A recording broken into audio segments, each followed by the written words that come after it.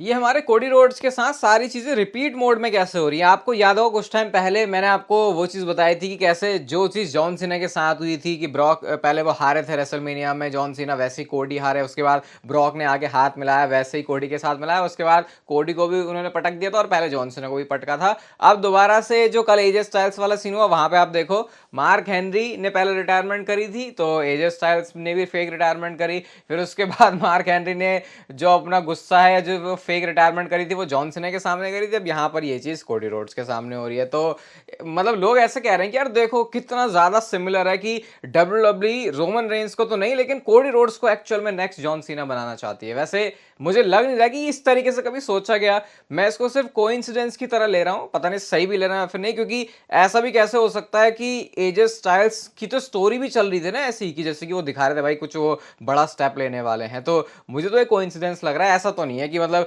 Next John Cena बनाना भी चाह रहे हैं तो क्या वो सेम स्टोरी ही कर देंगे, पता नहीं। मेरा ओपिनियन इतना कुछ खास फॉर्म नहीं हो रहा है इस पे। आप बताओ आप क्या सोचते हो कि भाई जो सुपरस्टार पहले जॉन सीना करके गए हैं एज सुपरस्टार, अब उसी तरीके का सुपरस्टार वो कोडी रोड्स को बनाने के लिए वो चीज करवा रहे हैं, क्या रिपीट मोड में चल रहा है क्या? Okay, hello chatters, my name is Rohit and you are watching Wrestle Chatter. Welcome है गाइस आपका वॉइस ऑफ रेसलिंग के एक और नए एपिसोड में। और सबसे पहले इस एजे स्टाइल्स के फेक रिटायरमेंट के बारे में ही बात कर लेते हैं, क्योंकि मार्क हेनरी ने इसके ऊपर रिएक्ट किया। अब सबसे पहले क्या रिएक्शन था वो दिखाने से पहले आप ये देखो, बिल्कुल जिस तरीके से मार्क हेनरी ने अपने ऐसे हाथ फैला के बिल्कुल रिटायरमेंट करी थी, बिल्कुल उसको ही एजे स्टाइल्स ने बिल्कुल रेप्लीकेट किया हुआ है। और साफ साफ देख के ऐसा लग रहा है कि ये एजे स्टाइल्स की खुद की स्टोरी में तो था, लेकिन क्योंकि डब्ल्यूडब्ल्यूई इस बात को अच्छे से जानते हैं कि जब फेक रिटायरमेंट की बात आती है तो हमेशा मार्क हेनरी और उनके स्पेशल कलर वाले सूट को याद किया जाता है। तो उसी चीज को आई थिंक वही चीज दिखाने के लिए, बस बिल्कुल कॉपी ना करने के लिए, उन्होंने सूट का जो कलर है उसको चेंज कर दिया। क्योंकि अगर वो सूट बिल्कुल ही सेम पहन के आया था तो फिर वो बहुत ही ज्यादा फनी लगता, लेकिन ये एजे स्टाइल्स ने बिल्कुल वैसा ही किया। बाकी मार्क हेनरी का रिएक्शन आप देख सकते हो, वेल डन एजे, और साथ में उन्होंने ताली बजाने वाली इमोजी लगाई हुई है। तो चलो मार्क हेनरी की तरफ से अप्रूव हो गया, यानी जो फेक रिटायरमेंट है वो बिल्कुल ऑन पॉइंट करी एजे स्टाइल्स ने। अब यहाँ से क्लियर हो गया कि एजे स्टाइल्स और कोडी रोड्स की जो फ्यूड है वो खत्म नहीं हुई है, और शायद क्लैश एट द कैसल में इनका मैच दोबारा से होने वाला है। अब मैं चाह रहा हूँ यहाँ पर एक स्टिपुलेशन और डाल दो, क्योंकि मैच दोबारा से हो रहा है तो फिर इसमें थोड़ा और एक्साइटमेंट डालने के लिए ये स्टिपुलेशन वाले चीज़ अच्छी वर्क करेगी। और एजे स्टाइल्स का कैरेक्टर तो बढ़िया चल ही रहा है, तो मुझे लगता है वो काफ़ी आसानी से इस फ्यूड को कैरी भी कर लेंगे। आज से 10 साल पहले, ये 10 साल टाइम हो चुका है मेरे को। जैसे ही मैं सोचता हूँ ये लग रहा है भाई अब मेरी भी उम्र हो चली है भाई, क्योंकि ये शील्ड का जो ब्रेकअप है वो हुआ था जब सेथ रॉलिंस ने मारा था, ये प्लान बी हुआ था। मुझे अभी भी याद है वो इस स्टोरी लाइन को देखना कि कैसे मेरे को बिल्कुल ही यकीन नहीं हो रहा था ये सच में हुआ है। मतलब वो दिन भर मेरे उस दिन दिमाग में ऐसे चला था जिस दिन मैंने ये देखा कि मतलब जिस दिन ये शो यहाँ इंडिया में एयर हुआ था कि यार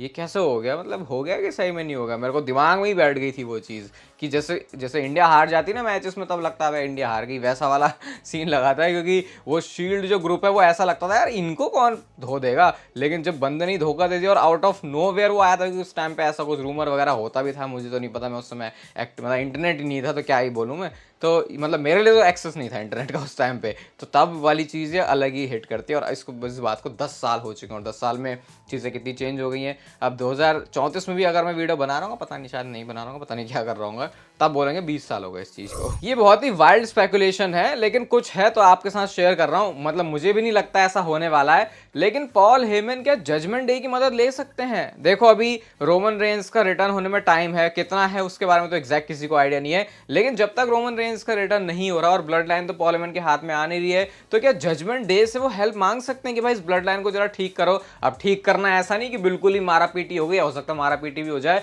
लेकिन पॉल हेमन कुछ ऐसा दिखाएंगे देखो जजमेंट डे भी एक फैक्शन है। और क्योंकि आपको याद होगा पहले रिया रिप्ली और पॉल हेमन का भी सेगमेंट आया, जजमेंट डे के साथ जाके पॉल हेमन ने बातें करी है, जिसका उस टाइम फ्रेम में जो स्टोरी लाइन चल रही थी वहां पे तो जो आउटकम है वो निकल के आ जाता। लेकिन लॉन्ग टर्म में इस चीज को डब्ल्यूडब्ल्यूई स्टिल दिखा सकती है अगर वो ये करे कि चलो पॉल हेमन तो वाइजमैन है अपने, वो एक नए प्लान के साथ आते हैं कि ये ब्लड लाइन, ये जो क्रिमिनल वाली ब्लड लाइन है ये तो कंट्रोल में आ नहीं रही, तो जरा क्या असली में क्या होता है भौकाल मचाना इनको मैं दिखाता हूं जब जजमेंट डे चीजों को रन करेगी, तो शायद लोग थोड़े से होश में आ जाए। ये देखो लॉजिक और सेंस तो बनता है इस चीज को करने का, लेकिन मुझे लग रहा है कि हो सकता है कि काफी ज्यादा कॉम्प्लिकेटेड हो जाएगा फिर ये कि ये जजमेंट डे का रोल इसमें कैसे हो रहा है। फिर शायद हो सकता है जो ब्लड लाइन की स्टोरी चल रही है, जो रोमन रेंज के आने पर ऐसे ब्लास्ट हम सोच रहे हैं, वो थोड़ी सी अलग डायरेक्शन में ही चली जाए, हो तो सकता है। वैसा आइडिया आपको कैसा लग रहा है कि अगर मतलब आप बुक करने वाले हो तो क्या आप ऐसा करते? नेक्स्ट बात करते हैं ब्रे वाइट के बारे में। और ये काफ़ी मतलब यार ये देखा मैंने तो बड़ा अजीब सा लग गया। ये जो कि वाइफ है ब्रे वाइट की, वो शायद कुछ पार्टी वार्टी कर रही थी, वाइन वगैरह वो पी रही थी यहाँ पे, तो उन्होंने साथ में शेयर किया, ये क्या बोलते हैं इसे मुझे नहीं पता, लेकिन ये कुछ तो कीड़ा है जो फ्लाई उड़ता है वो, तो यहाँ पे वो आता है वाइन ग्लास में आके बैठता है, फिर वो जोजो के पास आके भी बैठता है। तो उस चीज़ में ये जो ब्रे वाइट को याद कर रही है कि कैसे मैं तुम्हें हमेशा हर जगह फील करती हूँ, and I know it was you saying hello, मतलब उस वो जो इंसेक्ट है, वो जो फ्लाई है, उसको वो बोलती हैं कि उसमें उन्होंने ब्रे वाइट की स्पिरिट को फील किया। अब हो सकता है बहुत सारे लोगों को ये बड़ा ऐसा लगे ये क्या बात बोली जा रही है, लेकिन शायद जिसका लॉस हुआ है वो उस चीज़ को समझ सकता है। तो फिर अजीब सा लग जाता भाई ये ब्रे वाइट के बारे में सोच के, इसलिए मैं ज़्यादा बात भी नहीं करता ब्रे वाइट के बारे में, क्योंकि फिर मतलब ऐसा नहीं है कि उनको यादों में नहीं रखा है, लेकिन ये ऐसा हुआ है मेरे साथ भी पहली बार कि जो पहले तो हमने सुना था अब तक का कि चल जो पुराने सुपरस्टार्स हैं उनके बारे में वैसे न्यूज़ सुनते थे, लेकिन जो मतलब स्टोरी में ही बात करें, शायद 1-2 दिन पहले ही मैंने ब्रे वाइट की बात करी होगी वीडियो में, लेकिन फिर नेक्स्ट वीडियो आती है जिसमें कह रहे हैं कि ब्रे वाइट है ही नहीं, तो वो अभी भी अनरियल लगता है। बट ये जो चीज़ें हैं शेयर कर रही है जो वो कहीं ना कहीं ब्रे वाइट के, मतलब चलो ठीक है, कुल मिला के अभी ब्रे वाइट और अंकल हाउडी की स्टोरी लाइन होगी तो शायद उसमें और पुरानी जो ब्रे वाइट की यादें होंगी, मुझे लगता है उनकी स्टोरी लिखी हुई भी होगी, तो जब वो आगे दिखेगी तो शायद उस चीज़ को हम ब्रे वाइट की लेगेसी के तौर पर भी ऐसे एंजॉय कर सकते हैं। नेक्स्ट बात करते हैं सोलो सिकोवा के बारे में। तो सोलो सिकोवा तो भाई अलग ही स्वैग में है, लेकिन ये स्वैग ऐसा है कि इसको कोई स्वैग मान नहीं रहा। मतलब अगर इस पोस्ट के नीचे भी जहां पर भी ये पोस्ट हो रही है डिजिटली डब्ल्यूडब्ल्यू के, जब भी सोलो सिकोवा रहे हैं तो सोलो सिकोवा को एक नूब की तरह, एक पप्पू की तरह, अरे ये कौन है, मतलब बिल्कुल ऐसा वैसे बेकार सा कि यार ये क्या है, मतलब ये क्यों है, ये क्यों इतना नेता बन रहा है, वैसे सोलो सिकोवा को देखा जा रहा है। और आई थिंक इसका बड़ा रीजन ये है कि लोग रोमन रेंज को बहुत ज्यादा मिस कर रहे हैं और रोमन रेंज की कमी को पूरा करने की कोशिश कर रहे हैं सोलो सिकोवा, और ऑब्वियसली वो कमी कहीं से पूरी कर नहीं रहे, क्योंकि वो तो कमी पूरी कर रहे हैं, दिखा रहे हैं ऐसा ताकि वो नेगेटिव साइड में ज्यादा रहे और रोमन रेंज के लिए वो बेबी फेस वाला जो रास्ते हैं वो ओपन हो सकें। तो ये तो सोलो सिकोवा रोमन रेंज का कन्फ्रंटेशन ही बताएगा कि कैसा वो हमको फील होता है, क्योंकि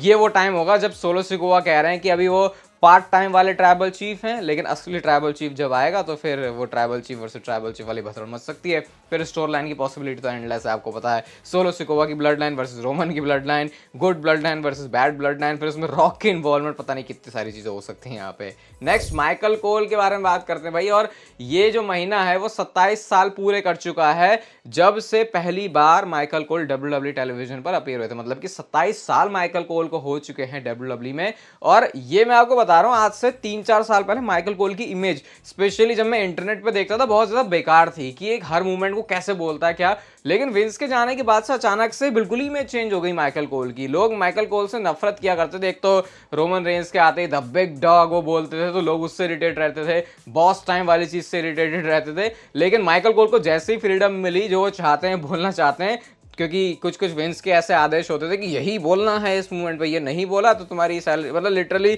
नोट्स में तो खैर अभी भी लिखा रहता है वो कि किसी मूवमेंट को हाइप करने के लिए इतनी जल्दी तो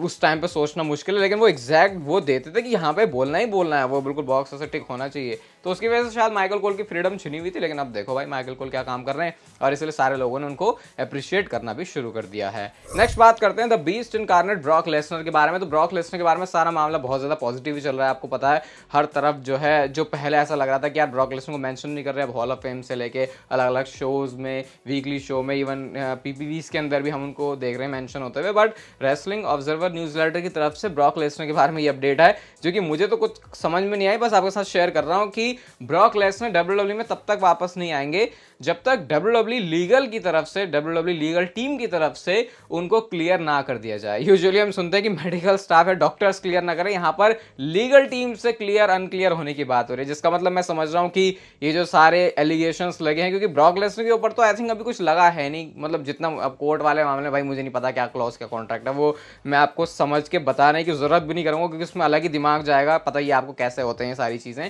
लेकिन उनका ये कहना है कि अभी ये लीगली वाली चीजें जब तक निपट नहीं जाते तब तक ब्रॉक लेसनर आएंगे नहीं। हालांकि ट्रिपल एच ने तो कुछ ऐसा कहा नहीं है। अब मेरे को ये तो जरूर लग रहा है कि जिस तरीके से ब्रॉक लेसनर के नेम को ये फ्रीक्वेंटली मेंशन कर रहे हैं, ये सेटअप ही कर रहे हैं ब्रॉक लेसनर के रिटर्न को। अब मैं सही में बता रहा हूं, ये कोई आपको हाई एक्सपेक्टेशन देने के लिए नहीं कह रहा, ऐसे डब्ल्यूडब्ल्यू के फॉर्मेट में होता है। इवन आप ये भी नोटिस करना कि अगर यूट्यूब पर किसी सुपरस्टार की आपको वीडियोस दिख रही हैं रेगुलरली, कुछ टाइम के बाद एक अगर आप नोटिस करोगे वो एक पैटर्न होता है, तो वो सुपरस्टार फिर वापस भी आता है। मतलब ये मुझे बताने की जरूरत नहीं, अगर आप बहुत टाइम से सोशल मीडिया और डब्ल्यूडब्ल्यू को देख रहे हो तो आपको पता ही होगा। तो मैं इस ब्रॉक लेसनर वाली चीज़ को भी ऐसे ही ले रहा हूँ, बाकी होप्स तो सारी पॉजिटिव ही हैं। तो लीगल वीगल जो भी है भाई, अगर लाना होगा तो फिर क्या ही लीगल, फिर तो भाई आ जाओ बस तुम टीवी पे, क्योंकि उससे ज़्यादा इंपॉर्टेंट है वो पीपीवी को सोल्ड आउट करना और फैंस को एंटरटेन करना। नेक्स्ट हम बात करते हैं नई चैंपियनशिप के बारे में, और विमेंस इंटरकॉन्टिनेंटल चैंपियनशिप शायद आ सकती है, या फिर विमेंस यूएस चैंपियनशिप आ सकती है, फिर आप बोलो एक मिड कार्ड टाइटल आ सकती है। मुझे कोई आइडिया नहीं है इसमें से वो कौन सा टाइटल होगा, लेकिन रिपोर्ट ये है कि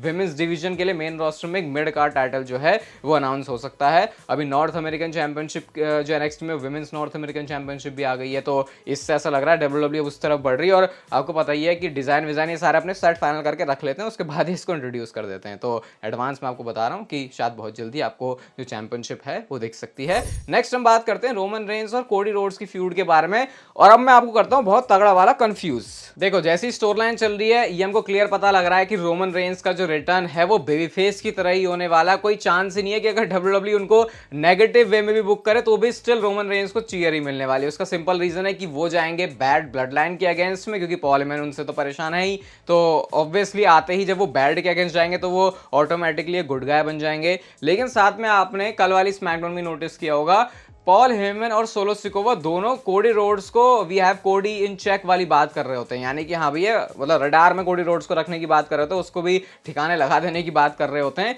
तो अभी भी इनका जो स्टिल गोल है, जो एम है, वो कोडी रोड्स ही है, और रोमन रेंस की चैंपियनशिप गई है वो उसको भूलने तो नहीं वाले। तो अब एक बड़ा इंटरेस्टिंग सा और वियर्ड सा माहौल क्रिएट हो सकता है कि Roman Reigns as baby face आके ही कोडी रोड्स जो कि बेबी फेस चैंपियन है उनके ही सामने आके खड़े हो जाएं। इवन ये हो सकता है कि आते ही वो चीज ना हो, लेकिन इवेंचुअली वो चीज वहां तक जाएगी, क्योंकि कोडी रोड्स अभी स्टिल चैंपियन है। इवन उस पॉइंट तक जाकर भी ऐसा एक्सपेक्ट किया जा रहा है कि वो चैंपियन होंगे, क्योंकि इतनी जल्दी उनके पास से चैंपियनशिप जाने नहीं वाली। और ये चीज होना क्यों बहुत पॉसिबल है, आप नोटिस करना कि अब डब्ल्यूडब्ल्यू उन सुपरस्टार्स की फ्यूड करवाती है, फर्क नहीं पड़ता कि वो हील है या फेस है। पहले हील और फेस ही होता था, लेकिन अब हील वर्सेस हील भी हो जाता है। जैसे कि अभी हमने क्या देखा, वो डेवन प्रीस्ट और ड्रू मैकिंटायर, देखो दोनों ही हील है लेकिन फिर भी लड़ रहे हैं क्लैश ऑफ द कैसल में मैच हो, क्योंकि स्टोरी के हिसाब से वो सेंस बना रहा है। तो यहाँ पे कोडी और रोमन दोनों फेस होते हुए फ्यूड कर सकते हैं। ये बड़ा वियर्ड है सोचने के लिए, but championship on the line होगी तो फिर उसका एक अच्छा लॉजिक और सेंस भी बनेगा। बट फिर एक और कंफ्यूजन है कि